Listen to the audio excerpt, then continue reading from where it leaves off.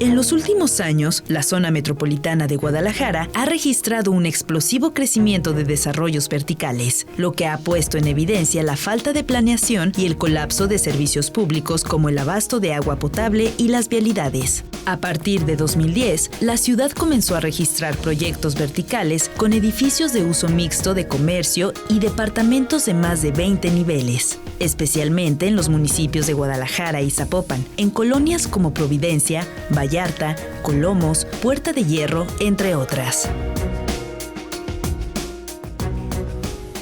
Un tema interesante el que vamos a tocar hoy aquí en Ruta 44, estos edificios que han proliferado por toda la zona metropolitana de Guadalajara. Saludo con mucho gusto a mis invitados. Abril de María Ledesma Cermeño, ella es académica del ITESO. Abril, bienvenida. ¿Cómo estás, Carlos? Gracias. Jorge Fernández Acosta, urbanista. Jorge, bienvenido. Gracias, Carlos, aquí estamos. Y Hugo Segoviano Martínez, él es presidente del Colegio de Arquitectura, Territorio y Desarrollo Social. Hugo, bienvenido. ¿Qué tal, Carlos? ¿Cómo estás? Bien, me gustaría que empezáramos con una breve introducción cada uno del tema. Comienzo contigo, Abril. Bueno, sin duda la verticalidad ha planteado muchos desafíos para el área metropolitana de Guadalajara, como decía la introducción. Estamos ante un colapso de la vialidad, tenemos una deficiencia absoluta en infraestructura, se ha manejado una redensificación sin reurbanización, y esto es muy grave porque vamos a empezar a ver muy pronto las consecuencias. La ciudad de Guadalajara o el área metropolitana de Guadalajara ha sido de las tardías. Monterrey fue primero, México, estamos en un proceso un poquito más tarde, pero ha sido un boom súbito, ¿no? Y en esta parte, sin la reurbanización adecuada, pues estamos ante irregularidades, mucha frecuencia de colapsos, ya se están presentando fallas en las edificaciones. Entonces, muy bien, vamos a profundizar sobre ese tema. Jorge, por favor, una primera introducción. Mira, Carlos, pensaría en que Abril lo refiere muy bien, se está dando el fenómeno de redensificación que aquí no se ha comprendido. Realmente estamos caminando al galope y sobre la marcha. Las leyes no han sido lo suficientemente claras para poder hablar del tema y me parece que nos hace falta un ejercicio de gran calado, sobre todo también de coordinación entre los municipios porque todo está disperso, nada está conectado. Entonces, a partir de eso tenemos que revisar. Muy bien. Hugo, una primera intervención, por favor. Sí, Carlos, mira, es un tema bien interesante porque lo malo no es el qué, es decir, lo malo no es la verticalización, sino el cómo. ¿Cómo lo estamos haciendo? Tradicionalmente, la arquitectura a nivel global, inclusive también aquí a nivel nacional y local, pues es un reto hacer edificación vertical y es una solución desde el punto de vista arquitectónico. No lo estamos haciendo de manera correcta. Y voy a poner el ejemplo de otro pastel. Lo malo no es un pastel de bodas de 7 niveles. Lo malo es que hagas una mala receta. De acuerdo, muy bien. A ver, Abril, déjame retomar lo que dice Hugo. Ahora sí que los edificios no tienen la culpa. Los edificios no tienen la ¿Cuál es el meollo del asunto? ¿Qué pasó? Bueno, hay un tema aquí de obvios intereses económicos, ¿no? Hablemos directo. El tema de la verticalización ha permitido un fenómeno que es como la omisión en supervisión y la recaudación a través de multas. Entonces es un doble ingreso porque se está planteando unas figuras legales como es el CUSMAX. ¿Qué es eso, perdón? El CUSMAX es un factor que les otorga ciertos derechos de desarrollar una mayor altura, una mayor densidad. De acuerdo. En compensación de otras zonas donde no se puede desarrollar por restricciones legales patrimoniales, de diferentes características, ¿no? Entonces le otorgan a estos desarrollos en zonas aparentemente aptas, pero no es que sean aptas por estudios ni por infraestructura, nada, sino es aptas en cuestiones financieras, en donde tiene una mayor plusvalía, donde las personas tienen un mayor interés. Y entonces estas figuras legales han permitido que se densifique y que se eleve. Sin embargo, no se cuenta, como decía al inicio, no se cuenta con la infraestructura de la ciudad adecuada, pero además se está siendo omiso en la supervisión por parte de las dependencias municipales y se está cobrando por los permisos, se está cobrando por cuestiones de infraestructura que se supone que ese factor de Kuznets se debería de generar para generar una infraestructura nueva, y además está cobrando multas. A ¿no? ver, Ya que ya muerto el niño y tapado el pozo, se recauda a través de multas, y entonces pues los desarrolladores saben que no va a haber una supervisión y que a toro pasado pues simplemente van a erogar su extra de multa. Claro. ¿No? A ver, lo que me estás diciendo es que esta proliferación de edificios, en esta proliferación se ha privilegiado más la plusvalía, más que la infraestructura de la zona. Totalmente. Tan es así que se han incluso recorrido límites de colonias a modo donde, pues, como no se permitían ciertas restricciones, pues se recorre, se desarrolla y después se integra, ¿no? Es el caso de la Americana, por ejemplo. Claro. Jorge, uno pensaría que los planes parciales y todas esas cosas son para planear precisamente dónde se pueden hacer estos edificios en función de la infraestructura que tienen. ¿No es así entonces? No ha ocurrido así. Tenemos casos emblemáticos, Carlos, auditorio. Por ejemplo, lo que dice Abril es muy cierto. Más allá de solo esa especulación inmobiliaria, también violamos la ley aquí como deporte nacional, ¿no? Tenemos el caso del tristemente célebre señor de apellido Tomé, que simplemente se le ocurría levantar más niveles de los que necesitaba, y el gobernador saliente del estado, cuando era alcalde, se inventó un reglamento de mitigación y compensación irrisorio, en donde tenían que pagar una cuota mínima también irrisoria para justificar. Entonces cualquiera que conociera los vericuetos de la ley podía violar la ley sin mayor problema. Y eso en los planes, aunque esté planteado, no se respeta. Hay un asunto también de corrupción muy fuerte, hay que señalarlo y hay que decirlo, ¿no? La ciudad es una ciudad de intereses, es una ciudad del mercado. El mercado inmobiliario es el que maneja los destinos urbanos de la ciudad. Es decir, tú ponle 4 niveles más al cabo que pagamos una multa o damos una mordida. Así es, o doy 2 arbolitos, ¿no? Digo, finalmente es así. Hay acuerdos en contubernio, de cochupos, de intereses. De acuerdo. Eso ocurre.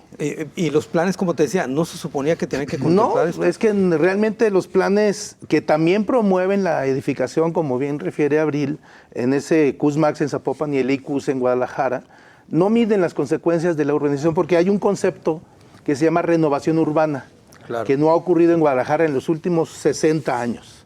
Se refiere a la renovación de la infraestructura en todos los sentidos. De acuerdo. Electricidad, drenaje, vialidades, etcétera. Parques, espacio público. Que serían los puntos de partida para autorizar estos edificios. Exactamente.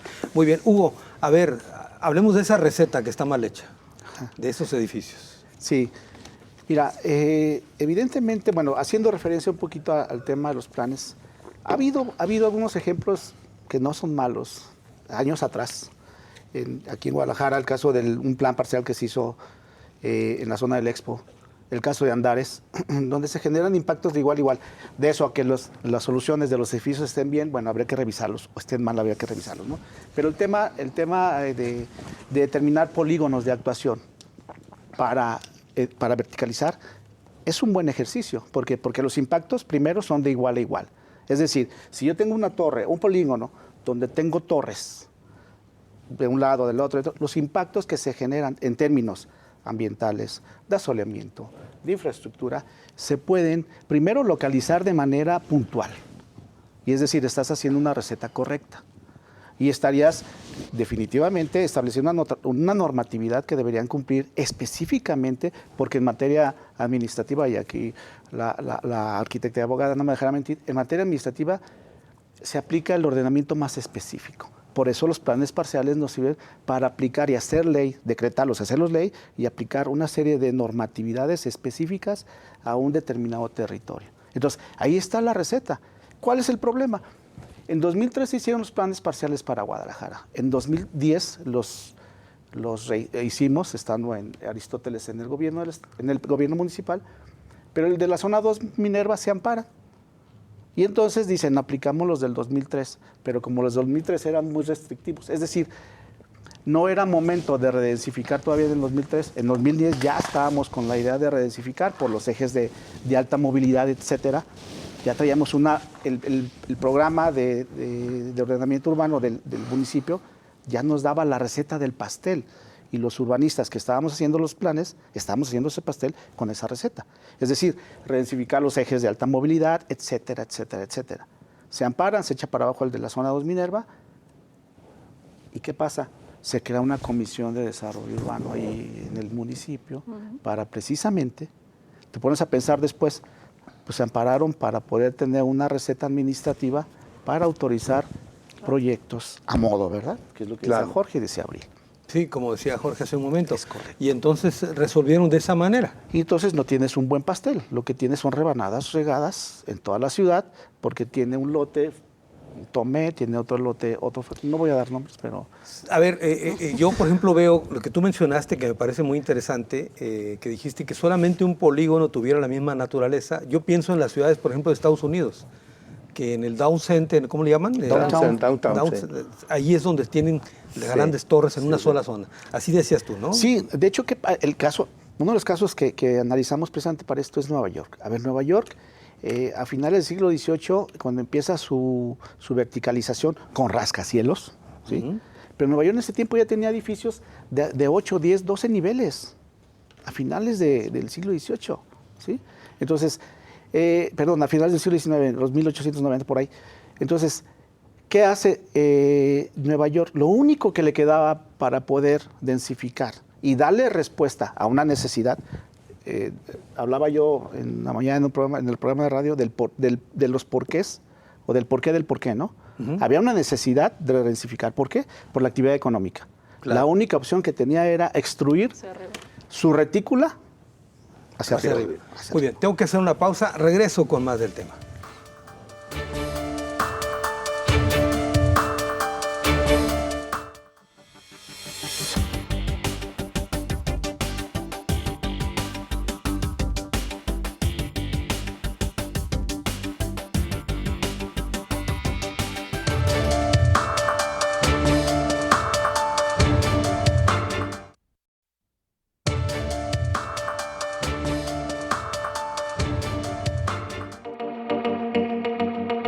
Aunque especialistas consideran que es recomendable y hasta inevitable en las ciudades el crecimiento vertical, este ha propiciado un encarecimiento en los precios de las unidades nuevas que se comercializan en la metrópoli. De acuerdo con análisis del mercado, en 2010, el precio por metro cuadrado para estos departamentos en desarrollos verticales era de 16,000 pesos, mientras que para el 2023 alcanzaba ya los 47,000 pesos y seguía creciendo a un ritmo de más de 20% anual. Uso y abuso de desarrollos verticales es el tema que abordamos aquí en Ruta 44. Abril, hace un momento Hugo hablaba de los polígonos de crecimiento de edificios, pero uno cuando ve lo que está ocurriendo, por ejemplo, en Andares, ve los edificios muy bonitos, pero luego ves toda la congestión alrededor y dices, ¿cómo no pensaron en lo de abajo, en las vialidades, por ejemplo? Es correcto, hay muchas omisiones y hay una serie de violaciones a derechos humanos a raíz de la verticalidad, que si bien, como menciona Hugo, es deseable con la planeación y con la receta correcta y soluciona muchas cosas, ¿no? Pero también debe de nacer de una necesidad. Existe una gran especulación, platicábamos antes de entrar al programa, en el aspecto de la financiarización de la vivienda, donde pues esto se ha vuelto el negocio inmobiliario tal cual. Entonces se está simplemente invirtiendo, realizando estas edificaciones como una inversión y esto genera esta especulación. Entonces, pues hay varios fenómenos a raíz de eso, entre ellos la gentrificación. Esta gentrificación está siendo muy mordaz, muy violenta para las personas de núcleos muy establecidos y la edificación se está dando no solo en las principales arterias, como lo planteaba Hugo, que se tenía la planeación. A ver, ¿por qué no explicas a la gente que nos está viendo qué es gentrificación? La gentrificación es un proceso donde existiendo una cohesión social, una vida pues esto, una cohesión social, una dinámica, unas vialidades determinadas, se empiezan a adquirir los predios y se empieza a generar una demanda, ¿no? Entonces dicen que esas prácticas no se hacen, pero sí se hacen, donde llegan los desarrolladores inmobiliarios casi puerta por puerta a coaccionar a los vecinos para que vendan porque les van a desarrollar y ante este cambio de dinámica ante las torres que se te van poniendo y que dañan tus estructuras, porque hay daños, hay afectaciones. En la colonia americana hay varios ejemplos de fincas que se han perjudicado, que si bien patrimonio ha estado al pendiente y hace su esfuerzo, pues no lo suficiente. Entonces los vecinos se van viendo obligados y coaccionados a retirarse. Entonces, esto va generando que se rompa esta vida de barrio, esta cohesión social que hace que haya seguridad, que la gente se ocupe de su espacio, que tenga un sentido de pertenencia, y van vendiendo sus propiedades para que se vaya juntando lo que luego los planes parciales, a modo, hacen como un requerimiento para poder desarrollar, ¿no? A ver, esto que decías tú de la financiarización, la gente construye edificios como una inversión. Así es. No porque hay una necesidad para habitarlo. Así es. Así es. Realmente hay muchas colonias donde no existía esta necesidad, existía una cohesión, funcionaba, las vialidades pequeñas. Un caso es, por ejemplo, Chapultepec Country, donde se está desarrollando Horizontes del Country, en calles chiquititas, donde pasa además un transporte público y donde se pierde la privacidad, se pierde el asoleamiento, se pierde todo y se colapsan las movilidades. Muy bien. Jorge, a ver, ahorita que mencionaba Abril de casos que impactan a una colonia, caso San Rafael, por ejemplo, que es un proyecto gigantesco. Sí, ¿no? sí. Es San Rafael y ya está controlado, de alguna manera está controlado. Y son los desarrolladores que son voraces, ¿no? No solo en San Rafael, Carlos. En Providencia, en la Americana, en la Miraflores, en toda la ciudad. Veía el dato de la nota que refería 291 proyectos. En 2023. Sí, solo en Providencia hay 80. Y como dice Abril, bien, no solo en las calles colectoras o principales. A 3 cuadras o 4 cuadras, porque los planes parciales así lo permiten, junto a una casita en un terreno de 15 por 30 metros, un edificio de 10 niveles. Invadiendo privacidad, invadiendo y afectando psicológicamente a las personas, etc. Eso se repite como fórmula. Conozco por lo menos 4 o 5 casos de manera muy directa, en donde, aparte de la violación esta de más pisos de los permitidos, lo confronté con los funcionarios en su momento y me dijeron, es que nosotros no, pero el inspector ahí se movió raro, ¿no?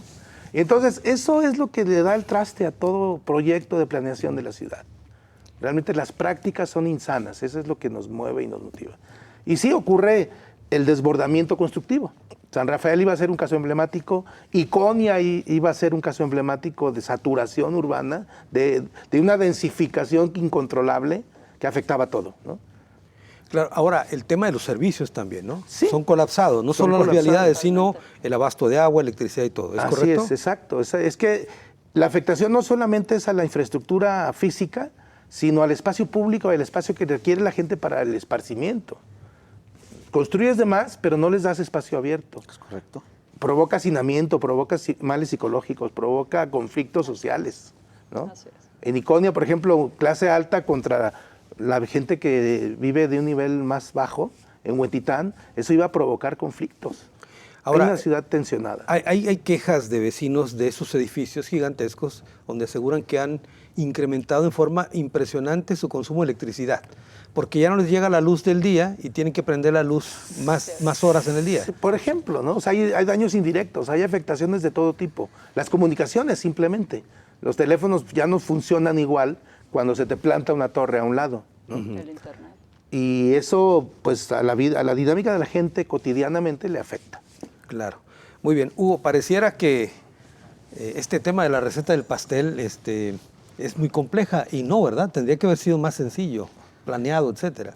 Bueno, sí, mira, resultaría más sencillo si desde el principio, como se han dado las etapas del desarrollo de nuestra ciudad o de las ciudades, se hubieran tomado en cuenta los intereses, los conocimientos técnicos disponibles. En Guadalajara, en el estado, en México, hay muchos técnicos muy capacitados.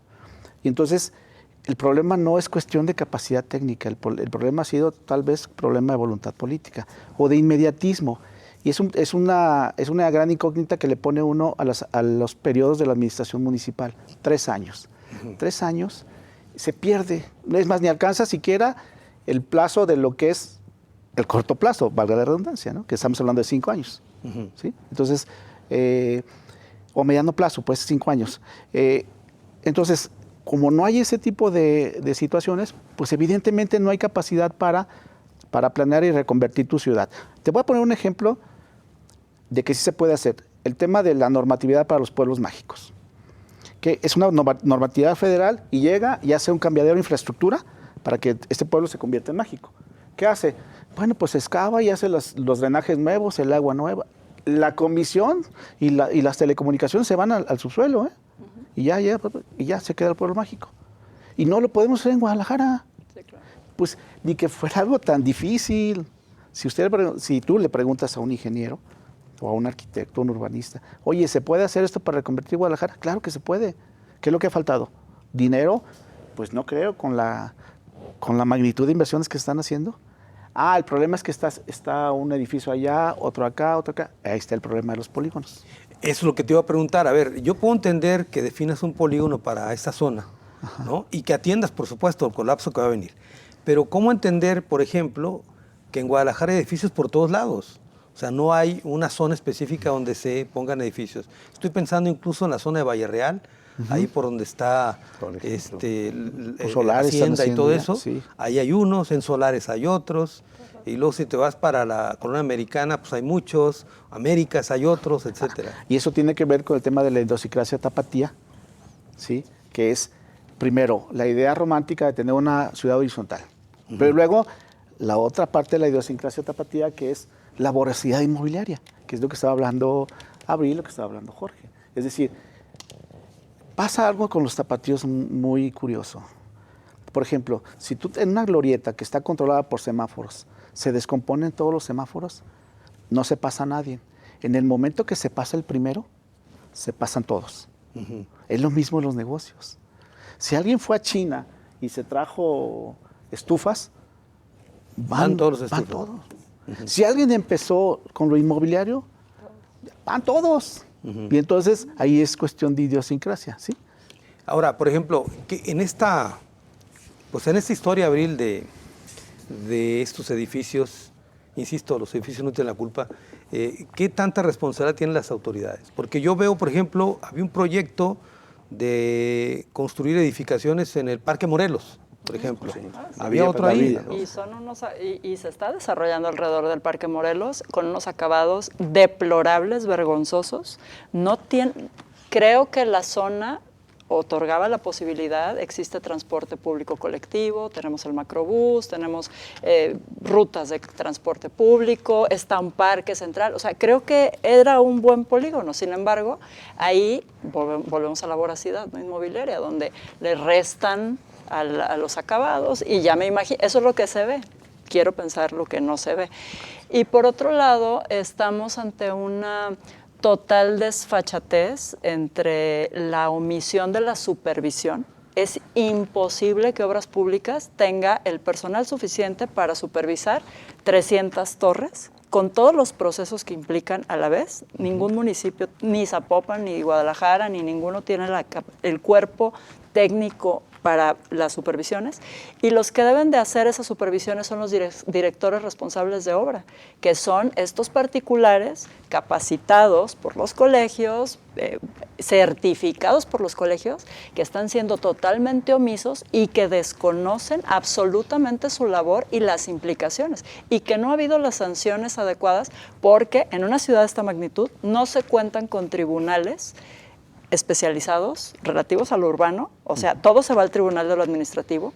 ¿Cómo es posible? Sería el último dique ahí, ¿no? ¿Y cómo es posible que todavía no se tenga, habiendo derecho urbano, existiendo la rama del derecho urbano, no se tienen tribunales especializados? Y aparte de esto, no existe la capacitación. Hugo decía algo, o sea, la arquitectura siempre es un reto y tiene toda la razón, pero no es lo mismo experimentar e ir teniendo retos de 2 niveles, de 4, de 5, que de 40 niveles. No es lo mismo las afectaciones, y se han visto situaciones terribles. Por ejemplo, yo lo hablaba en otro programa, en Inglaterra con el incendio de la Grenfell Tower, donde por un acabado mal elegido en fachadas, que tienen otros 300 edificios actualmente en Inglaterra, imposible que un bombero llegue con su manguerita al piso 20.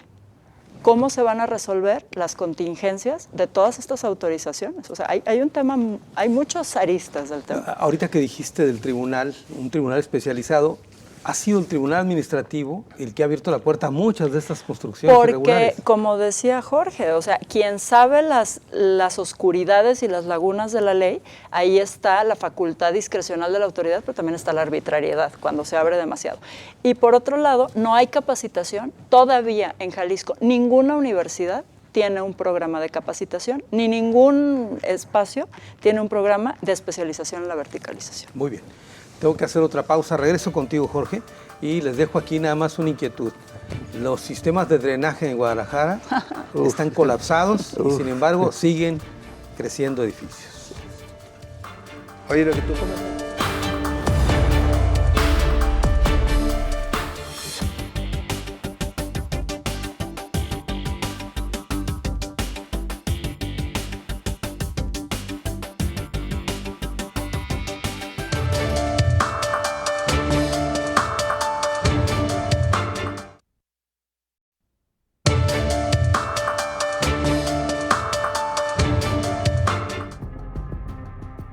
Los proyectos verticales en la zona metropolitana de Guadalajara pasaron de 54 en 2010 a 291 en 2023, lo que ha detonado un boom inmobiliario de este tipo de construcciones. Hasta 2022, Guadalajara encabezaba el mercado de venta de este tipo de unidades a nivel nacional, por encima de la Ciudad de México. Sin embargo, expertos advierten también que se ha dado el fenómeno de financiarización de la vivienda, donde personas adquieren viviendas para especular, pero no las habitan. Uso y abuso de desarrollos verticales, el tema que tocamos en Ruta 44. Jorge, te mencionaba, a ver, la red de drenaje de Guadalajara es antiquísima. Sí.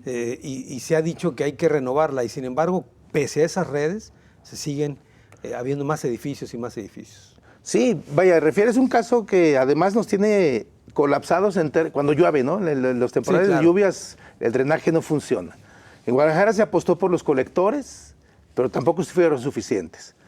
Platicaba con un ingeniero especialista del tema y dice que el principal error que hubo en Guadalajara ocurrió hace 120 años, cuando se comenzó a entubar el río San Juan de Dios. Claro. Ese fue el primer gran error para la cuestión de los drenajes. Entonces, no se renueva la infraestructura, hay fugas, brocan socavones, hay incapacidad de diámetros y los edificios pues ya no encuentran dónde irse el agua, ya tampoco se infiltra porque la proliferación de edificios sella el terreno, entonces el agua corre por superficie y agarra velocidades y inunda lo que se le presenta a su paso.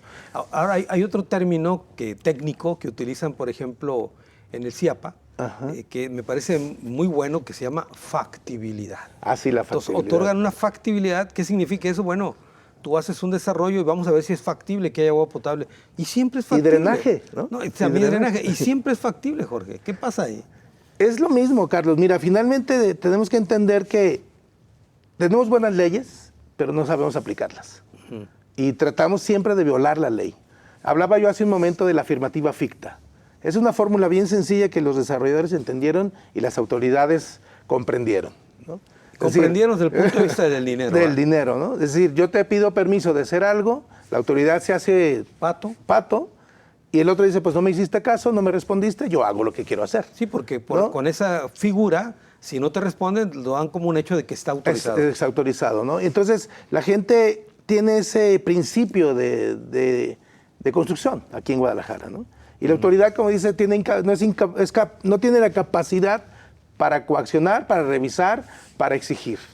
Ahora, hay un tema que decía Abril que me parece interesante, la especialización, los expertos en el tema, y me llama la atención cómo los colegios, por ejemplo, arquitectos, ingenieros, no los toman en cuenta para opinar sobre este tipo de cosas. Pues no, porque la autoridad se siente suficiente y además hay un colegio que es muy poderoso aquí, que es el de ingenieros civiles, y hay que decirlo con toda claridad, porque es el que hace contubernio con la autoridad.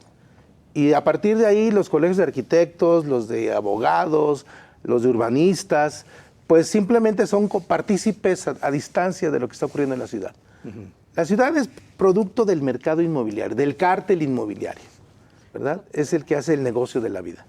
Decía hace unos días Hugo que, por ejemplo, en lugares, creo que es Vallarta, se le pide la opinión a un colegio, ¿no? Para poder otorgar un permiso, algo así. Bueno, sí, en algunas otras ciudades, por ejemplo, Mazatlán, el proyecto tiene que pasar por el Colegio de Arquitectos.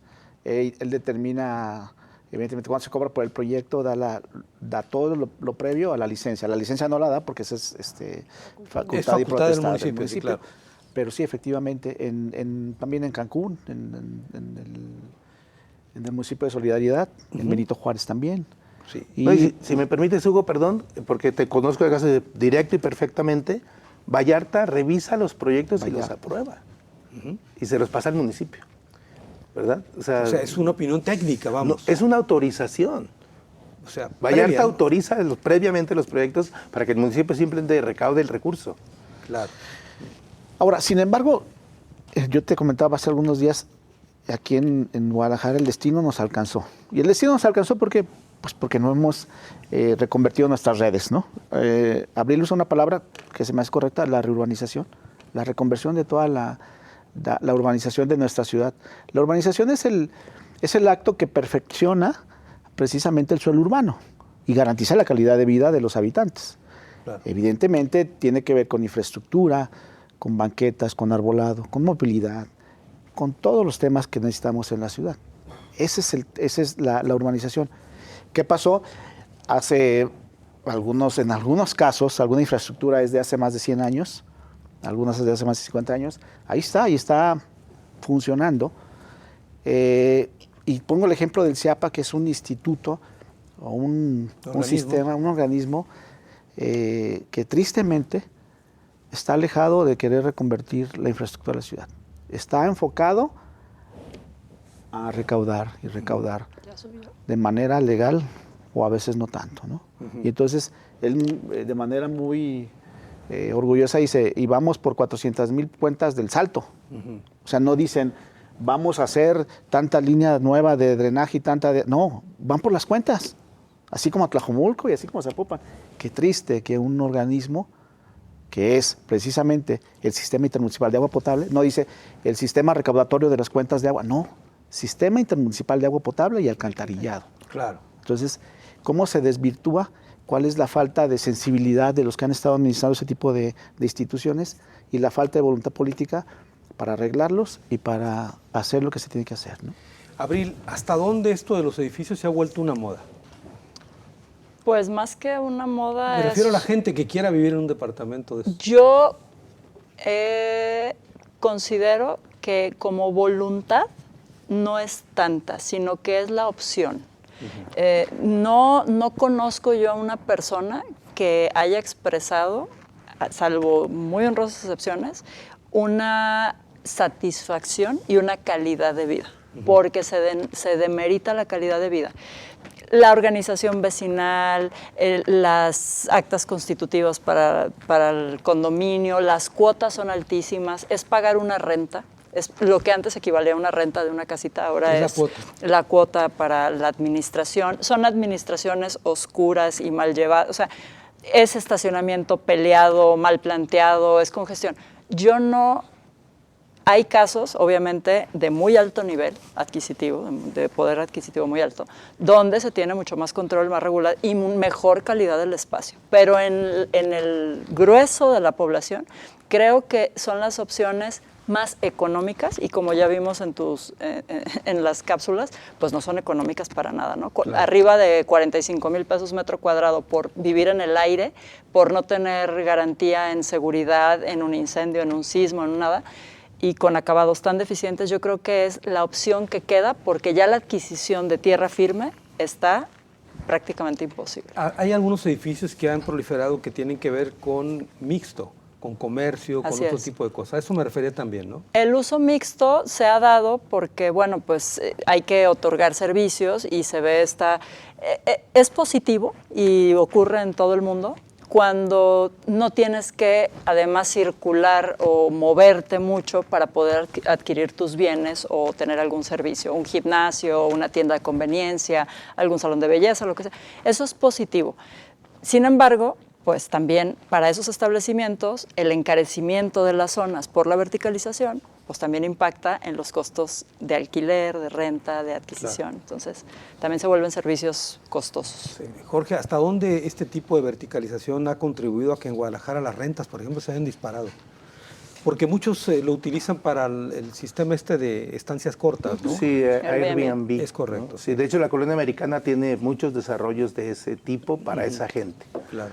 Sí, definitivamente el proceso de gentrificación, la verticalización, que además se supondría que la verticalización pretendía resolver a través de la redensificación, atraer gente a la ciudad, claro, por esa dispersión que ha ocurrido, ¿no? Pero esa gente no regresa a Guadalajara porque son tan caros la oferta de la vivienda que alguien que apenas gana el mínimo necesario no puede pagar en un edificio el mantenimiento del elevador, por ejemplo, ¿no? Entonces, pero es una moda, o sea, es una moda al final de cuentas. Es decir, es estatus. Conocemos muchos casos de gente que vive en Horizonte, Chapultepec, no sé, entiendo 35 mil pesos de renta al mes, ¿no? Por el estatus de estar en Chapultepec. Claro. En vez de buscar irte a otra zona de la ciudad más económica, más fácil de vivir. Y hace unos días celebrábamos el Día Mundial del Urbanismo, ¿no? En Guadalajara yo creo que no hay mucho que celebrar al respecto. No hemos entendido el urbanismo, ¿no? Es correcto. ¿Verdad? Y entonces, a partir de que los empresarios constructores, los desarrolladores ofrecen, también la gente se deslumbra y quiere tener su estatus, ¿no? Que dice Hugo, ¿no? Quiere pertenecer a la élite cuando sus condiciones no se lo permiten. Y me parece que eso debemos revertirlo. Ahora, digo, con todo respeto a la gente que elige vivir en un edificio, pues no es definitivamente un asunto cómodo vivir en un edificio, subir al elevador, Hugo, bajar al estacionamiento, etcétera. Sí, no es digamos, lo óptimo. Digamos que lo óptimo sería que cada quien tuviera una vivienda unifamiliar, claro, o aunque fuera en régimen de propiedad en condominio, pero que fuera tu casa. Sin embargo, bueno, hay ciudades con mucha concentración demográfica y donde lamentablemente pues la solución para poder darles vivienda a la mayoría de las personas tendríamos que usar la verticalidad, pero no en exceso, ¿no? Porque también, hay que decirlo, se está creando una burbuja. Yo comentaba en la radio que en esta época estamos con una baja tasa de natalidad, una baja tasa también de mortalidad, pero evidentemente las condiciones demográficas están cambiando. Es decir, la burbuja inmobiliaria que se está creando, tarde o temprano, no va a funcionar como esperan que funcione, ¿no? Y entonces ahí vamos a tener un problema, ¿sí? Un problema de tipo inmobiliario, netamente inmobiliario. Bueno, a lo mejor va a ser una solución para que los precios empiecen a ser un poquito más justos, ¿no? Claro. Ahí decían que como la ciudad, por ejemplo, Guadalajara, ya no tiene para dónde crecer, va a crecer hacia arriba. Es una de las lógicas que decían. Mira, dicen, Guadalajara no tiene para dónde crecer, no, pero tiene mucho que tumbar. O sea, hay un montón de superficie, hay bodegas allá abandonadas por el lado de la zona del Agua Azul, por ejemplo, toda esa parte, la zona industrial, bodegas que están llenas de cacharros, pues. Claro. Y entonces, ¿no tiene para dónde crecer? Bueno, pues primero tumba lo que hay que tumbar. Y entonces empieza a pensar en redensificar. Pero la autoridad no le interesa o no tiene la capacidad o se sienta, el día que llega el director de planeación o de obras públicas llega y tiene un montón de expedientes de torres que tiene que revisar y autorizar, claro, y pues se dedica a trabajar para los desarrollos inmobiliarios, ¿verdad? Muy bien, no para la ciudad. Tengo que hacer una pausa, es la última, regreso a las conclusiones del programa. Gracias.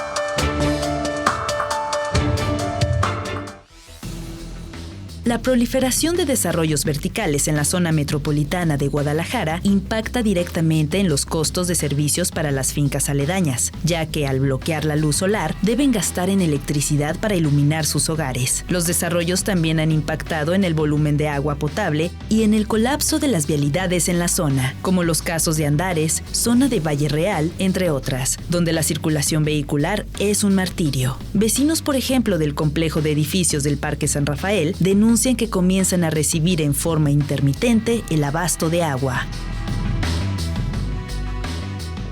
Uso y abuso de desarrollos verticales, el tema que tocamos en Ruta 44. Estamos llegando a la parte final del programa. Vamos a las conclusiones. Comienzo contigo, Abril. Bueno, pues también un llamado a la sociedad.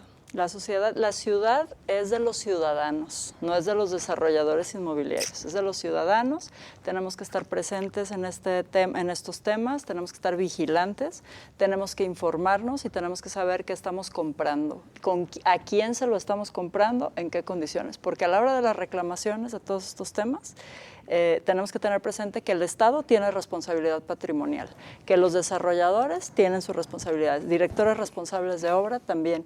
Entonces, un llamado a la ciudadanía a no llevarse nada más por la moda, como lo mencionamos hace rato, de estas adquisiciones, es porque se pueden volver inversiones no tan provechosas y también tener una conciencia de que como consumidores pues tenemos ciertos derechos y hay que estar al pendiente del tema, ¿no? De la verticalización y de la vivienda, o sea que debe de resolver una necesidad y que nosotros mismos somos jueces y somos causantes de lo mismo que nos quejamos, ¿no? O sea, empezamos a comprar como inversión, a consumir, y como dice Hugo, estamos generando una burbuja de cuestiones que al rato van a ser insalvables y que nos van a tocar a todas las consecuencias. Ahora, tú decías un concepto, Abril, que tiene que ver con la reconversión.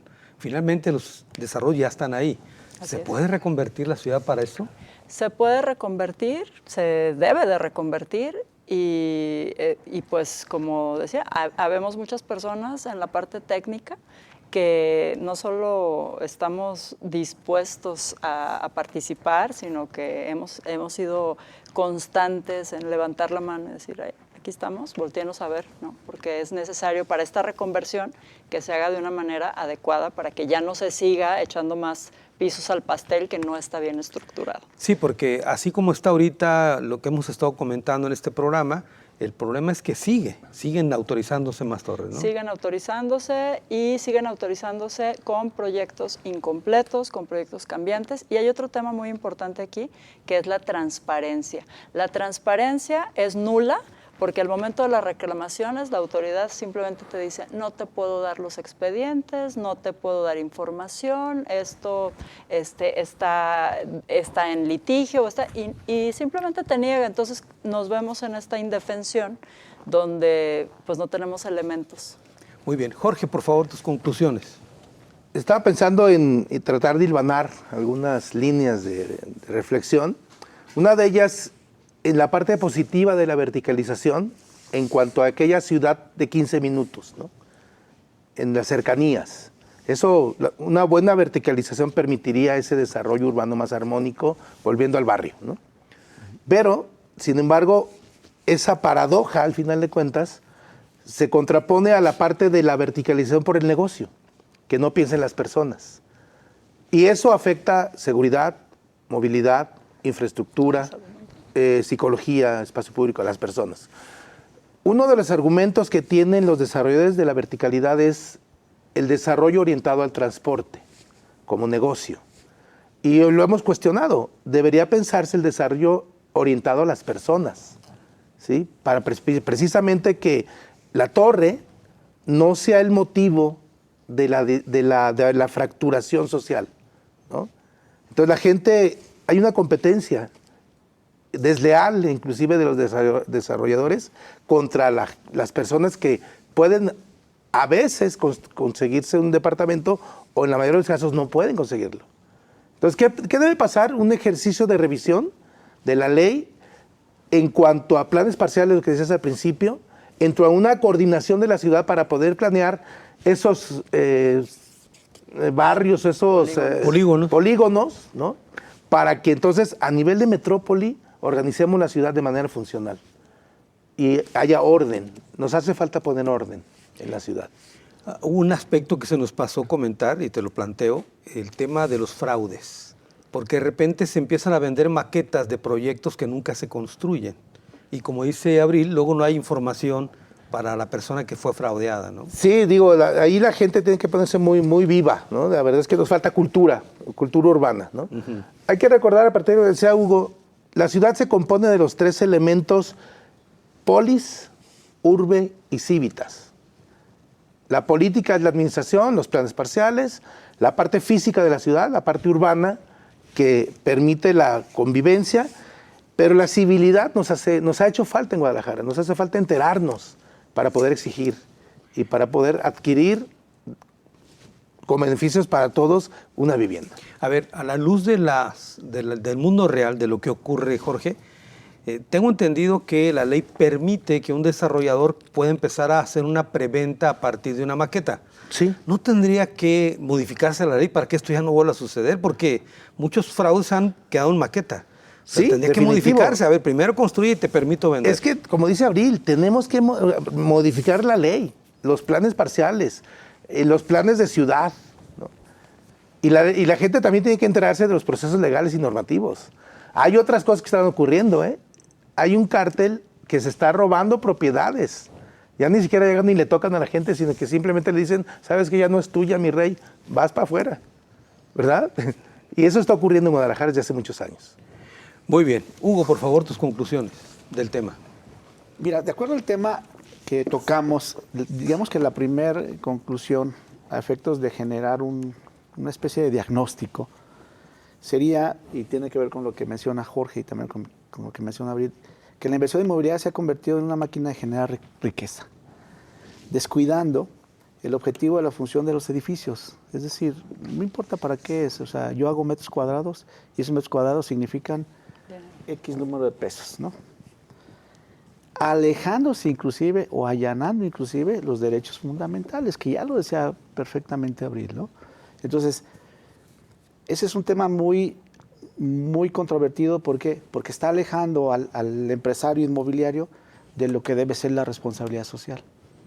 Todo empresario, toda empresa debe tener una responsabilidad social, una responsabilidad hacia con la sociedad, hacia la comunidad y hacia el órgano administrativo. Evidentemente, lo que está pasando aquí en Guadalajara está muy alejado de eso.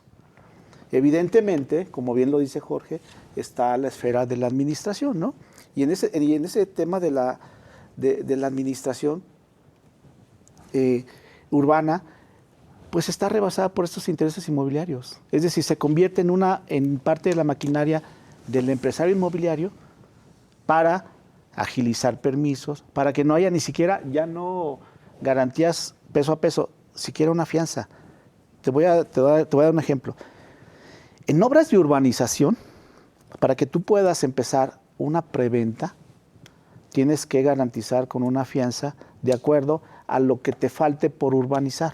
Es decir, si tú tienes un presupuesto de 10 pesos y te falta por urbanizar 5 pesos y quieres empezar la preventa, afianzas esos 5 pesos. Al ayuntamiento le entregas una fianza. En obras de edificación no. Entonces dices, a ver, la Contraloría del Estado está sobre los municipios, precisamente que no falten las fianzas y las áreas de cesión. Ahí viene el otro punto. Resulta que hay edificios inmobiliarios, torres, que se han hecho en áreas de cesión. En áreas de cesión, en zonas habitacionales, en donde áreas verdes, etcétera. Claro, para servir. ¿Por qué? Por una modificación a la ley que hizo el actual gobernador, ¿sí? Cuando era presidente, bueno, cuando no sé cuándo, pero no recuerdo el año, pero en el Congreso se encargó de hacer esa modificación de tal manera que se pudieran desajenar o desincorporar las áreas de cesión, siendo que hay un principio de la propiedad pública que debe ser inalienable, inembargable e imprescriptible. Contra todos esos principios fue esa modificación de la ley y ahí está el resultado. Y entonces, ¿qué pasa? Tenemos ejemplos como París, Nueva York, que tienes una gran masa de volumen, pero sí tienes un Central Park que ya lo quisiéramos en cualquier parte del mundo, ¿no? O París, donde tienes, sí, departamentos muy pequeños, pero tienes una ciudad que compensa el vivir en un departamento. Claro, de la esos ciudad 12 metros, misma, ¿no? La ciudad luz, ¿no? Aquí estás yendo, o sea, todo a favor del desarrollo inmobiliario, en contra de la ciudadanía, en contra de la ciudad misma. Es decir, con una nula responsabilidad social. Ahora, una reconversión, como han planteado en esta mesa, tendría que empezar por la infraestructura. Claro, es lo más fácil. O sea, el drenaje, agua potable, vialidades y después pensar en el edificio. Y bueno, recordemos que traemos un saldo negativo en transporte, porque durante las administraciones panistas, hay que decirlo y hay que puntualizarlo, Claro. no se construyó un metro lineal de tren ligero. Un metro lineal. Entonces, claro que el destino no se alcanzó en términos de movilidad. ¿Sí? Pues no hay tren ligero. ¿Cuál es el otro transporte que nos va a garantizar el transporte sustentable? Bueno, ese tema del transporte público Eso, me parece sí, que nos da para claro, otro programa. claro. aparte. Sí, claro. Bueno, Hugo, muchas gracias. Gracias, Carlos. Jorge, muchas Carlos, gracias. gracias por la invitación. Y Abril, muchas gracias. Gracias a ti, Carlos. Pero sobre todo, gracias a usted. Hasta la próxima.